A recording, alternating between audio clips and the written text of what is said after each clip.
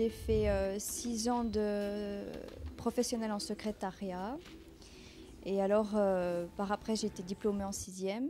Et puis, j'ai voulu faire ma 7e, mais la 7e n'a pas réussi. Donc, par après, j'ai trouvé la préformation aide-soignante. C'est de là que j'ai su, en réussissant les tests, avoir accès à la formation.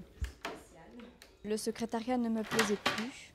Donc, je voulais quelque chose où j'avais ce contact et j'avais énormément besoin de bouger. Donc, en allant dans cette préformation qui m'a donné un avant-goût du métier grâce aux 3 jours de stage qu'on a pu avoir, là, je me suis rendu compte que ce métier me convenait. J'ai pu découvrir des qualités que je ne trouvais pas au début. Par exemple, j'ai appris que je pouvais être très calme et beaucoup à l'écoute, alors qu'en fait, dans la vie active, ce n'était pas du tout le cas. Je suis une boule de nerfs, donc en ayant cette formation, j'ai pu me contrôler, avoir cette présence que les gens ont besoin. Je suis quelqu'un en dehors qui est très fermé, donc dès que j'ai du contact, ça me fait énormément de bien. Donc dès que j'ai vraiment du temps libre, après les toilettes, après avoir aidé les collègues, je passe dans les chambres et je discute avec les personnes. J'aime bien. Et les choules Je vais aller la chercher. tout près, regardez. Et tu es obligé de dire certaines choses que tu n'as pas envie de dire. Hein? Donc, ne jamais oublier que vous êtes des professionnels. Hein? Et un professionnel va toujours rester dans ce cadre. Et dis-toi bien que ce type de questions, tes clients de soins vont pouvoir peut-être te les poser. Alors mon parcours avant, j'ai travaillé pendant 8 ans dans un pré-gardiennage. J'ai gardé des enfants de 1 an et demi à 3 ans. J'adorais ce que je faisais, mais je voulais me diversifier. Donc j'ai voulu me lancer dans la carrière d'aide-soignante. J'ai eu la chance de faire la préfo. Et c'était une bonne expérience pour moi pendant 4 mois, quoi.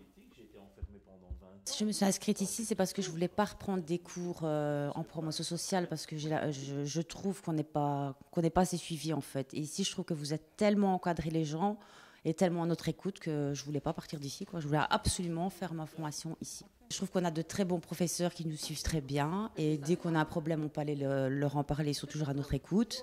Et puis ils nous expliquent tout à la perfection, quoi. Et moi, je voudrais absolument pas aller ailleurs pour tout l'or du monde, quoi. Je veux rester ici et réussir ma formation. Voilà. Conquérante, plus je m'affirme.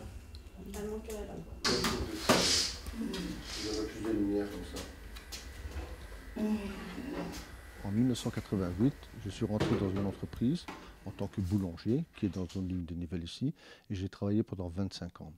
Et je m'occupais beaucoup des ouvriers socialement. Voilà, quand je voyais quelqu'un qui n'était pas bien, je me sentais mal et j'essayais de faire en sorte qu'il aille mieux. Puis malheureusement, en 2014, 25 ans après, 2013 pardon, l'usine a fermé et je me suis trouvé au chômage, sans diplôme, sans aucune expérience scolaire. J'avais malheureusement eu un parcours très dur suite à des maladies quand j'étais enfant. Et je me suis demandé ce que j'allais faire. J'étais réinscrit dans une cellule de reconversion. Et là, j'ai fait quelques missions d'intérim dans les entreprises d'alimentation. Et j'ai bien compris qu'à part des missions, vu mon âge, les employeurs m'ont fait comprendre que j'étais trop vieux pour le travail. Mais je dis là, j'avais 49 ans à l'époque, mais aussi trop jeune pour la prépension. Donc je me suis trouvé vraiment entre deux feux. Je me demandais vraiment ce que mon avenir allait devenir. Puis j'avais une conseillère aux cellules de reconversion qui m'a suivi pendant 1 an et m'a demandé, vu mon parcours et de la manière que je me comportais avec mes collègues, avec mes amis, pourquoi je ne deviendrais pas aide-soignant, si ça m'intéressait, si je connaissais. À vrai dire la vérité, je ne connaissais pas du tout ce métier. Alors elle m'a conseillé d'aller voir les fiches de métier sur le site du Forum, que je me suis empressé de faire. Et quand j'ai vu ces fiches de métier, j'ai vraiment vu que c'était vraiment pour moi. C'était fait vraiment pour moi. Alors, donc suite à ça, on s'est renseigné, mais j'ai eu un grave problème, c'est que je n'avais pas mon CESI et je ne pouvais pas m'inscrire à cette formation parce que dans le parcours classique, il fallait absolument avoir ce CSI. Donc je ne l'avais pas.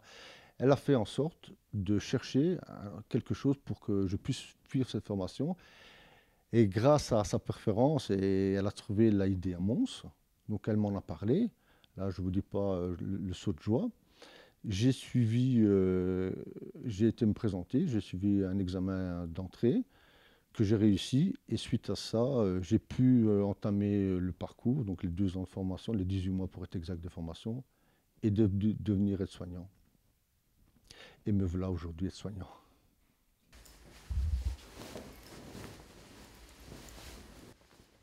Ben, énormément. Énormément. Plusieurs choses. Première chose, c'est que j'ai eu un diplôme. C'est quelque chose d'inespéré vu mon parcours scolaire. Un diplôme. Deuxième chose, grâce à ce diplôme, j'ai eu un numéro dynamique. Je puis aujourd'hui travailler comme aide-soignant. Et à 49 ans, retourner 2 ans à l'école, j'ai dû m'accrocher, mais pour un but final. Un but final est de devenir aide-soignant et avoir un métier.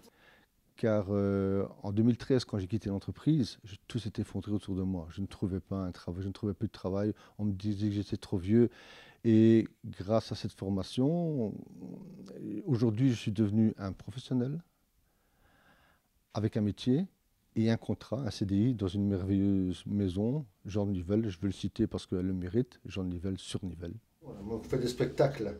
Ça va? Si ça marche, on fait des spectacles. Ah ouais.